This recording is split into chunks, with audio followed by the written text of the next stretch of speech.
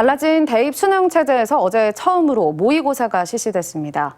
그런데 올해 대입은 EBS 수능 출제 연계율이 크게 낮아지고 정시 모집도 확대되면서 강원도 수험생들에게 불리할 것이라는 우려가 많습니다. 강화길 기자가 보도합니다.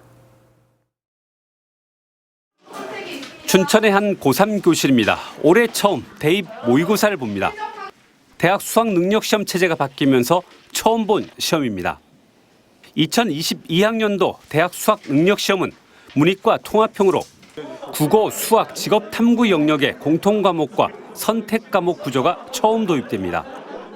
또 사회과학탐구 영역은 계열 구분 없이 최대 2과목을 선택할 수 있습니다. 때문에 수험생들은 수능에 대한 적응력을 높이는 기회로 삼았습니다. 협북과 작문 언어와 매체가 뒤로 몰려서 좀 당황했지만 이제 앞으로 모의고사를 3학년이 정말 많이 보니까 수능에 대해서 확실히 적응할 수 있을 것 같습니다. 영역별 표준 점수와 백분위 점수, 등급 등이 적힌 개인별 성적표는 4월 15일부터 학생들에게 전달됩니다. 수험생들이 개인별 학업 역량을 가늠하고 전략을 세울 수 있는 기회인 셈입니다.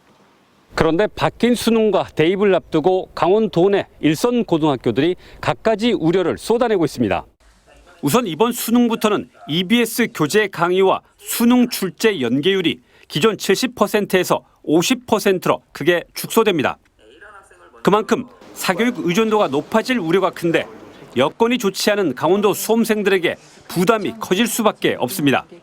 일반고 학생들은 수능이나 내신 이런 거 둘 다 챙겨야 하기 때문에 그래서 연계율과 상관없이 열심히 해야 된다는 생각이 들고 거기에 대입 전형에서 수시보다 정시 비중이 커지는 것도 또 다른 부담입니다. 수능 중심의 정시 비중은 전국적으로 24%. 하지만 서울 주요 16개 대학 중 연세대와 고려대, 서강대, 한양대 등 9곳은 정시 모집 비율을 40% 이상으로 늘렸습니다.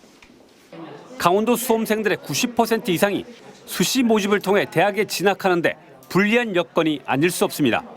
최저 기준이라든가 이런 걸 맞추기 위해서 끝까지 정시를 본다는 생각으로 공부를 해야 된다고 생각됩니다.